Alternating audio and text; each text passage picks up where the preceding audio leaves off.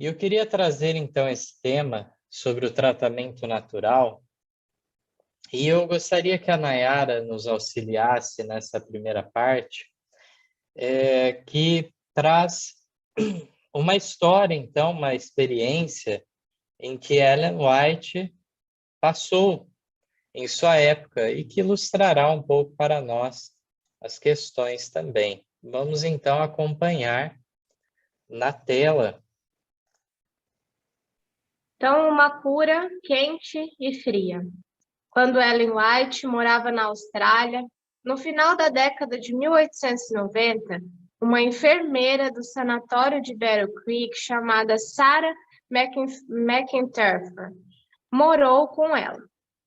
Por não haver hospitais próximos, Sarah visitava os vizinhos que estavam doentes, que precisavam de cuidados médicos. Muitas pessoas não sabiam o que fazer para ajudar alguém que estava doente e muitas vezes acabavam fazendo algo que tornava as coisas piores. Uma das primeiras pessoas a precisar da ajuda de Sarah foi um garoto de 9 anos chamado Willie. Quando ela chegou na casa do menino, ele estava com febre alta. Seus olhos estavam vermelhos e inchados de tanto chorar. Agora, me conte o que aconteceu? A enfermeira Sarah perguntou à tia de Willie que cuidava dele. Uma semana atrás, a tia explicou. Ele caiu num buraco onde haviam jogado garrafas. Então, ela pergunta, né? Agora me conte o que aconteceu. A enfermeira Sarah perguntou à tia de Willie que cuidava dele. Uma semana atrás, a tia explicou. Ele caiu num buraco onde haviam jogado garrafas quebradas e ele cortou seu tornozelo uns 3 centímetros e até a ponto de ver o osso. A mãe de Willie havia esfregado banha de porco, colocado um pedaço de toicinho sobre a ferida e coberto com um pano, mas o sofrimento continuou a piorar. O ferimento, então, continuou a piorar, né? E agora, continuando, vamos ver se vai ser possível a leitura da continuação. O pai de Willie o levou ao médico que ficava bem distante. O médico limpou o ferimento e deu a Willie um remédio. Esse médico disse ao pai de Willie para aplicar cataplasma, uma papa medicamentosa, de pão e leite sobre o ferimento de tempos em tempos. A família de Willie não sabia como fazer o cataplasma, mas eles fizeram o melhor que podiam. Eles usaram leite frio para encharcar o pão e o colocaram sobre o tornozelo de Willie. Isso não ajudou em nada e eles temeram que o médico teria de amputar a perna dele. Sarah olhou para a perna e disse: o sangue está contaminado e é um caso grave. Coloque o caldeirão para ferver a água imediatamente. Farei o possível para salvar a perna. Ela disse que usaria compressas de flanela molhada, quente e frias, chamadas fomentações, e então cobriria o tornozelo com cataplasma de carvão vegetal. Este tratamento devia drenar a sujeira, baixar a febre de Willie e ajudar o sangue saudável a circular no pé machucado. Sarah fez esse tratamento várias vezes por dia. Numa das vezes, quando Sarah removeu o cataplasma de carvão, um pedaço de vidro do tamanho de um grão de trigo estava em cima do machucado. O ferimento de Willie começou a sarar e os tratamentos foram feitos com menos frequência. 10 dias depois, Willie foi capaz de contar a seus admirados vizinhos a história da maravilhosa cura, utilizando apenas água quente e fria e carvão. Muito obrigado. Então, aqui nós encontramos essa maravilhosa história. Por fim, ainda teve que ser removido, né? Como foi dito aí, um pedaço de vidro que estava ainda lá dentro. E nós encontramos aqui uma preciosa lição que, ao mesmo tempo, uma singeleza que há no tratamento natural, a necessidade de prontidão para a resolução do problema e, de fato, é determinante a constância, a frequência, insistir naquilo. Gostaria de contar com mais pessoas ajudando na leitura. Vamos ver agora algumas mensagens de Ellen White sobre o assunto. Vou pedir primeiramente à irmã Lia, então, nos ajudar com o próximo texto que vou colocar em tela. Os irmãos me avisem qualquer problema. Pode começar? Pode. Há muitos modos de praticar a arte de curar, mas só existe um aprovado pelo céu. Os remédios de Deus são simples agentes da natureza que não sobrecarregarão nem enfraquecerão o organismo mediante suas fortes propriedades. Ar puro e água, higiene, regime adequado, pureza de vida e firme confiança em Deus são remédios por cuja falta milhares de pessoas estão perecendo. Todavia, estes remédios estão caindo em desuso, porque seu hábil emprego requer trabalho que o povo não aprecia. Ar puro, exercício, água pura e morada limpa e aprazível acham-se ao alcance de todos, com apenas pouca despesa. As drogas, porém, são dispendiosas, tanto no gasto do dinheiro, como no efeito produzido no organismo. Quinto Testemunho para a Igreja, 443. Está também no Segundo Testemunho Seleto Mundial, página 142. Obrigado. Então, nós vemos apenas um modo, uma prática da arte de curar é aprovada pelo céu. Encontramos aí que os remédios de Deus são simples e são os simples agentes da natureza, não sobrecarregarão o organismo, e aí envolve uma série de coisas em nossa vida. A aplicação, então, desses remédios na vida diária, prática nossa. Me recordo aqui da leitura que encontramos, leitura bíblica, na terceira carta de João, o apóstolo, no capítulo 1, verso 2, ele diz: Amado, desejo que te vá bem em todas as coisas e que tenha saúde, assim como bem vai a tua alma. Então, quando nós lemos esse texto, vemos que a preocupação da religião verdadeira é com o ser por inteiro. A preocupação envolve a parte física, a parte mental, envolve a parte mais espiritual, diretamente falando.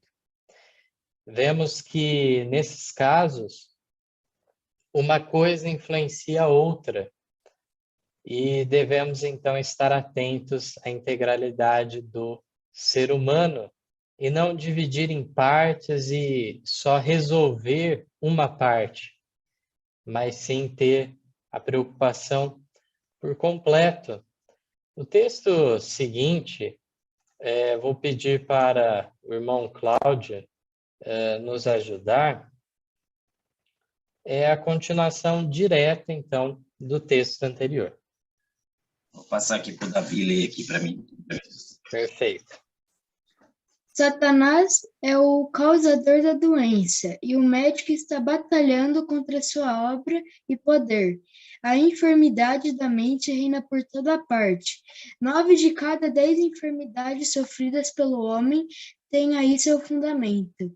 Talvez algum vivo distúrbio doméstico esteja, como gangrena, roendo até a própria alma e enfraquecendo as forças vitais.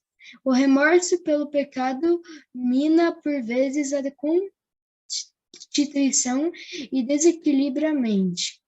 Há também doutrinas errôneas como a de um inferno eternamente a arder e o tormento perpétuo dos ímpios. as quais, por darem uma visão exagerada e torcida do caráter de Deus, têm produzido os mesmos resultados sobre espíritos sensíveis. Os infiéis têm aproveitado ao máximo esses casos infelizes, atribuindo a loucura à religião. Isto, porém, a grosseria difamação a qual deverão enfrentar afinal. A religião de Cristo, bem longe de causar loucura, é um de seus mais eficazes remédios. É poderoso, calmante e nervoso. Obrigado. Que maravilhoso, né? Nós temos o privilégio de termos essas orientações provindas da sabedoria divina. Encontramos que, de fato, algo que há mais de 100 anos atrás não era algo comum a ser dito, algo revolucionário para a sua época, foi declarado por Ellen White. Hoje, já os médicos têm reconhecido a influência da mente, muito mais, e aqui confirma aquilo que estávamos comentando, da necessidade de cuidar da nossa mente. Uma vez que a base, o fundamento, a origem, então, de muitas doenças se encontra aí. É importante nós sabermos também do aspecto das forças malignas em atuação também, e o médico, então, está trabalhando, está batalhando, aqui diz, contra a sua obra e poder, contra a obra e poder do inimigo. E aí vemos que, de fato, a questão de até mesmo doutrinas errôneas terem desviado pessoas da fé verdadeira e da paz com Deus. Não podemos minimizar esses fatos. Encontramos também o fato de que a religião de Cristo, ela, na realidade, é um poderoso calmante nervoso. Aquele que aprendeu das páginas bíblicas a verdade sobre Deus encontrará confiança ao depositar suas ansiedades, suas culpas, seus pecados diante de um Salvador todo completo para eliminar todo o mal, toda a tristeza e trazer uma redenção completa. Já hoje ele pode nos dar a certeza do livramento da culpa do pecado, promete-nos nos guiar nessa trajetória ainda neste mundo de pecado para nos livrar do poder do pecado em nossa vida e, por fim, removerá qualquer resquício do mal neste mundo.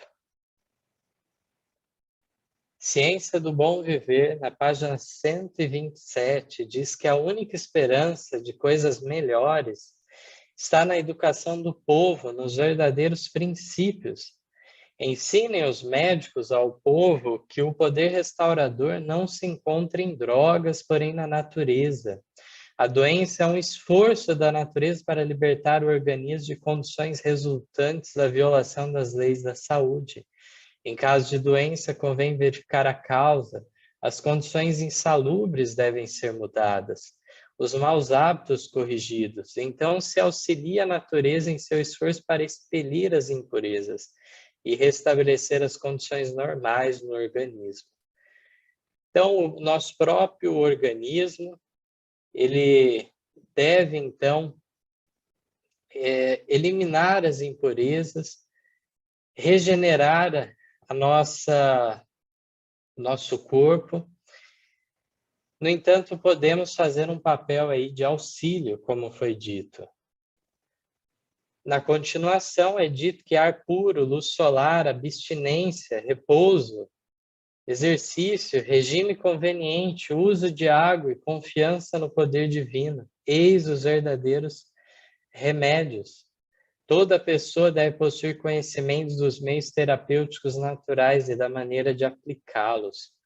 É essencial tanto compreender os princípios envolvidos no tratamento do doente, como ter um preparo prático que habilite a empregar devidamente esse conhecimento. O uso dos remédios naturais requer certo cuidado e esforço que muitos não estão dispostos a exercer. O processo da natureza para curar, construir, é gradual e isso parece vagaroso ao impaciente. Demanda sacrifício e abandono das nocivas condescendências, mas no fim se verificará que a natureza, não sendo estorvada, faz seu trabalho sabiamente e bem. Aqueles que perseveram na obediência às suas leis ganharão em saúde de corpo e de alma. Então, mais uma vez aqui encontramos uma série de recomendações, a necessidade de um conhecimento prático por parte de cada pessoa, não depender apenas de especialistas, compreender os princípios que envolvem o tratamento de um doente.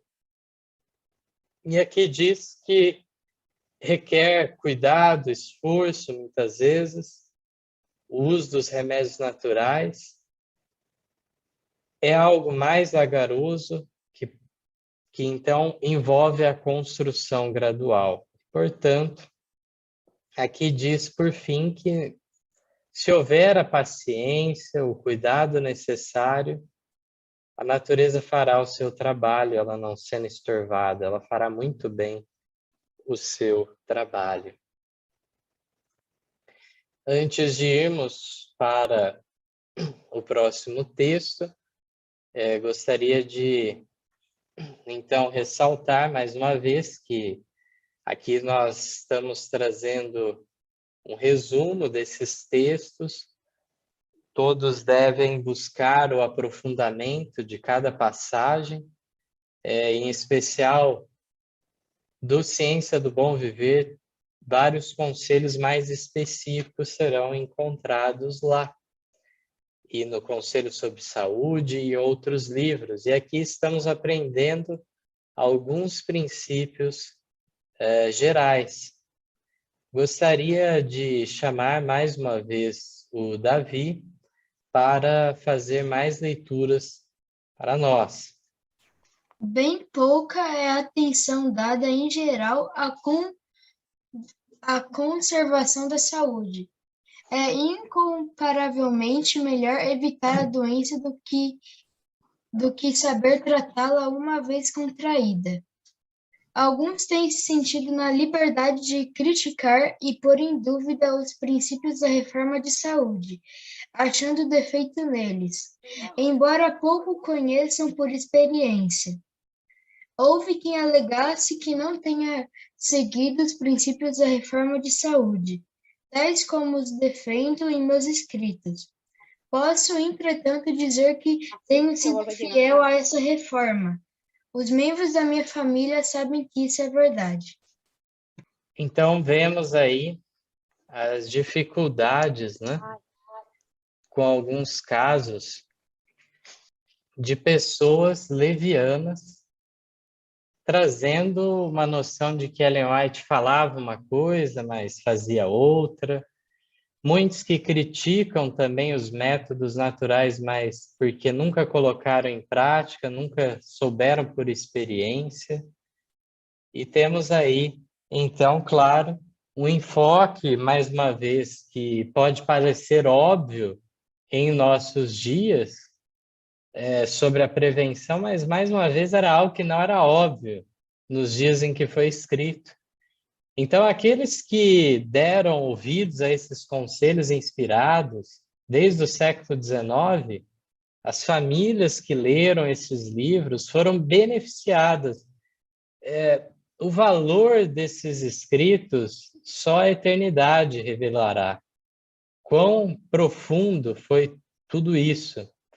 Então, nós vemos aqui que realmente é necessário termos em mente hoje que nas boas práticas, então, encontradas nesses escritos, Ellen White era fiel. Há muitos que até mesmo na questão da alimentação cárnea procuram colocar em dúvida o abandono por parte de Ellen White. Esses não viram seu próprio testemunho de como foi uma luta árdua para haver o abandono, mas houve com prontidão.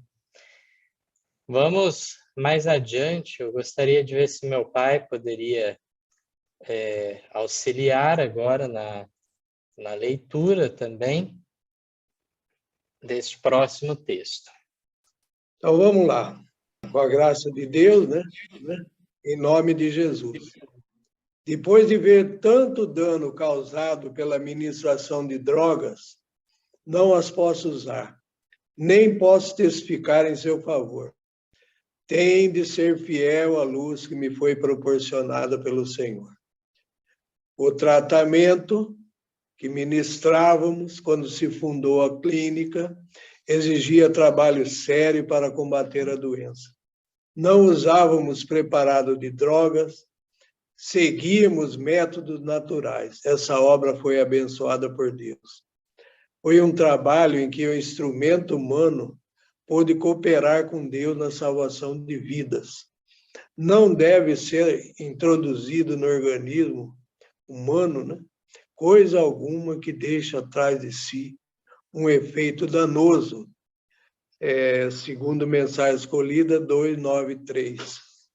Então, encontramos aí a confirmação que na obra pioneira adventista, as instituições de saúde foram fundadas com este propósito, com este objetivo em mente, e Ellen White fala da sua própria experiência e fala da experiência da igreja, então, em rejeitar as drogas, então. Aqui na leitura anterior, que foi vista, então nós encontramos a questão de que ela apela às pessoas a verem a fidelidade dela nisso tudo. Também é dito dos críticos que haviam, mesmo internamente, isso nós encontramos em seus escritos, e, portanto, essa influência nefasta, infelizmente, com o decorrer do tempo, se tornou majoritária, e as coisas mudaram. Aqui também, no Mensagens Escolhidas, volume 2, página 288, é dito que há ervas comuns que podem ser usadas para a restauração dos doentes, e cujo efeito sobre o organismo é muito diferente do efeito das drogas, que intoxicam o sangue e põem em perigo a vida.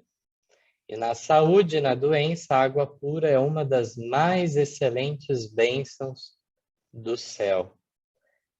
Então, a água é algo destacado diversas vezes em seus escritos. Aqui nos chama a atenção a parte, então, fitoterápica, que pode ser buscada, ervas, então, que trarão alívio de certas dores de maneira natural e também até mesmo auxiliando na cura de alguma enfermidade. E elas, então, não trazendo intoxicação para o sangue. Para finalizar, temos esse texto, agora do Mensagens Escolhidas, volume 3, página 280, foi escrito em 1863, no início, portanto, da reforma de saúde da luz que veio. E é interessante as considerações gerais que são nos dadas aqui. Vi que quando sobrecarregamos nossas forças, trabalhamos demais e nos cansamos muito, nós ficamos resfriados e nessas ocasiões corremos o perigo de que as doenças tomem uma forma perigosa. Não devemos confiar o cuidar de nós mesmos a Deus para que Ele zele e cuide daquilo que Ele nos encarregou de vigiar e cuidar. Não é seguro, nem agrada a Deus que violemos as leis da saúde, pedindo então que Ele cuide de nossa saúde e nos livre de doenças, quando estamos vivendo diretamente ao contrário de nossas orações. Temos, porém, o dever de falar e de batalhar contra a intemperança de toda espécie. Intemperança no trabalho, no comer, no beber e no uso de medicamentos, indicando-lhes, então, o grande remédio de Deus, água, água pura para doenças, para a saúde, para a limpeza e como regalo. Deus seja louvado, então. Vemos mais uma vez aqui as orientações, inclusive a intemperança não só no comer, no beber, no uso de medicamentos tóxicos, mas também até no trabalhar em demasia, em excesso, o não haver o descanso, o dormir adequado, tudo isso nos deixa numa condição propícia para que as doenças tomem uma forma mais perigosa sobre nós.